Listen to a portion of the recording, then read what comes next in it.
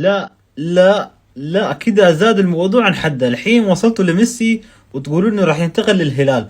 ميسي ورونالدو تريدون واحد يلعب في النصر وواحد يلعب بالهلال؟ تريدون تشوفون كلاسيكو بالدوري السعودي ولا ايش؟ والله موضوع خارج عن السيطرة يا جماعة. النصر صح انه يريد يتعاقد مع كريستيانو، والصحف قاعدة تكذب مثل صحيفة الماركا وتقول بعد اقتراب النصر التعاقد الى كريستيانو رونالدو الحين يفكرون بالتعاقد مع راموس وانجولو كانتي كمان بعد انتهاء عقده بانتقال حر. يعني الوضع خارج عن السيطرة بالصحف وخاصة ميسي. يعني ميسي يعني كثير أندية طالبته في أوروبا، يعني من نادي مانشستر سيتي يريد يتعاقد معه، عندك نادي برشلونة يتعاقد معه، وكثير أندية يعني كبار أوروبا يعني.